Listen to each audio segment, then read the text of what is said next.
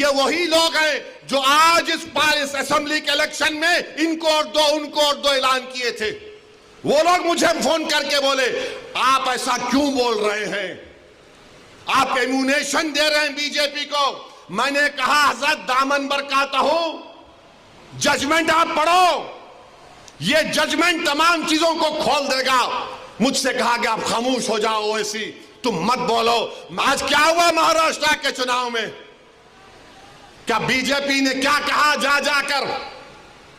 आज हमारे पास करण जैसे, क्या नाम है,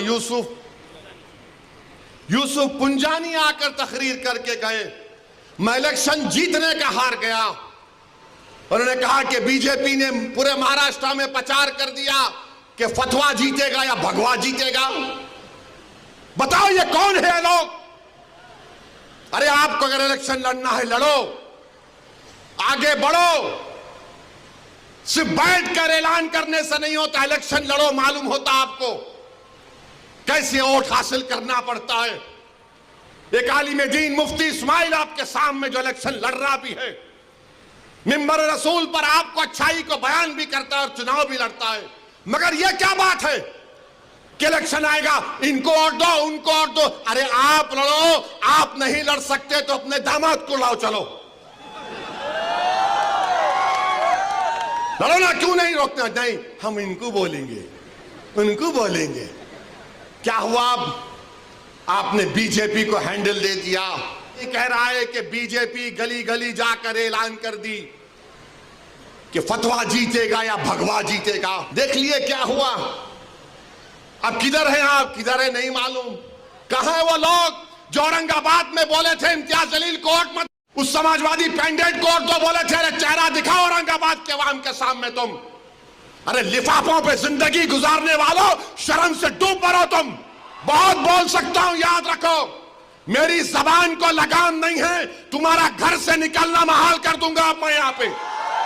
मैं ये बात इलेक्शन में बोल सकता था मगर खामोश बैठे रहा, मगर आज मजबूरन बोलना पड़ रहा है।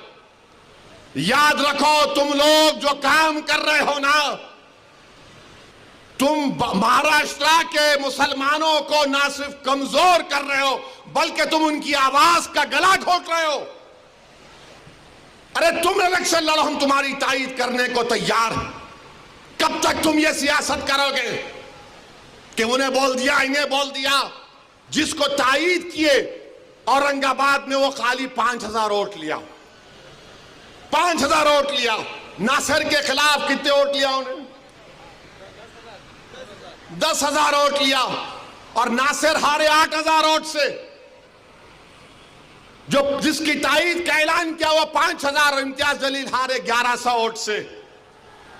धूलिया से फारूक शाह के खिलाफ आपने ऐलान किया, सिर्फ 1700 वोट लिया वो जालिम, सिर्फ 1700 वोट लिया। फारूक शाह 70,000 वोट लिया। अरे क्या कर रहे हो तुम लोग, मत करो। तुम्हारा एहतराम और तुम्हारी अजमत हम करते हैं, मगर आप जो काम कर रहे वो मुसलमानों के हक में नहीं कर रहे हैं। आपने हैंडल दे दिया बीजेपी को, बीजेपी ने पूरा प्रचार कर दिया और क्या नतीजा निकला जा आप देखो। कल ये बीजेपी की सरकार अगर कुछ करेगी तो कौन आके लड़ेगा।